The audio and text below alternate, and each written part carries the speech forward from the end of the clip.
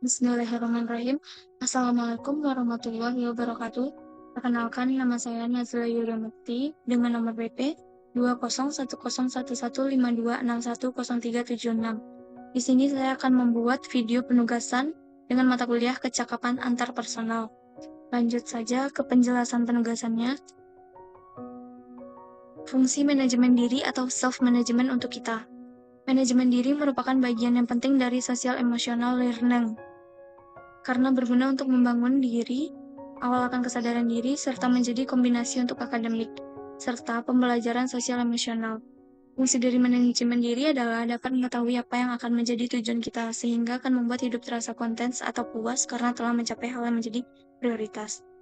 Dan juga self-management dapat memiliki pengelolaan pikiran dan perasaan yang baik sehingga tidak mudah terinteraksi akan hal sepele, yang justru akan membuat kita tidak nyaman dan akan merasa puas dengan pencapaian yang dimiliki karena itu hasil dari kerja keras sendiri. Next, bagaimana menyelesaikan masalah dengan tidak merugikan pihak satu dengan yang lainnya? Salah satunya fokus menyelesaikan masalah.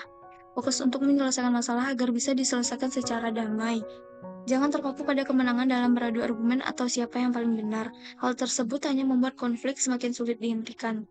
2. Mengendalikan emosi. Mengendalikan emosi untuk mencegah masalah semakin memburuk.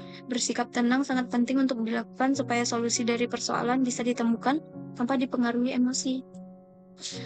Selanjutnya, hindari membahas masalah lain. Contohnya, hindari membahas masalah lain yang tidak terkait dengan persoalan yang ada.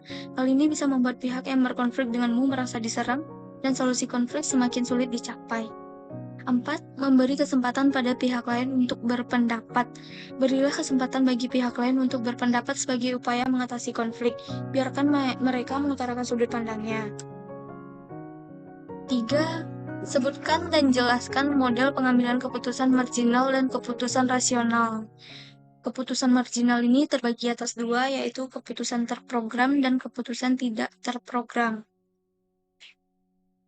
Bisa dilihat, terprogram yang diambil dengan kebijakan, prosedur, atau peraturan tertulis atau tidak tertulis yang mempermudah pengambilan keputusan dalam situasi berulang, dengan membatasi atau meniadakan alternatif. Yang tidak terprogram yaitu istimewa yang jarang sekali muncul sehingga tidak tercakup oleh kebijakan atau sedemikian pentingnya sehingga memerlukan perlakuan khusus harus ditangani dengan satu keputusan yang tidak terprogram. Kalau di keputusan rasionalnya, mempertimbangkan pilihan mereka dan memperhitungkan tingkat resiko optimal dengan menggunakan model pengambilan keputusan yang rasional. Dalam model pengambilan keputusan rasional terdiri dari 4 tahap, yaitu selidiki masalahnya. Dalam menyelidiki masalah ini ada 3 bagian, yaitu tentukan masalah, identifikasi sasaran keputusan, diagnosis penyebabnya. Nah, di bagian kedua, kembangkan alternatif.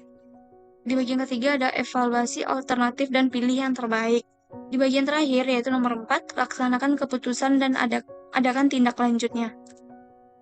Soal terakhir, nomor 4, sebutkan teori dan sifat kepemimpinan. Bisa dilihat di sini ada berbagai macam teori, yaitu teori sifat, teori perilaku, teori situasional, teori atribusi.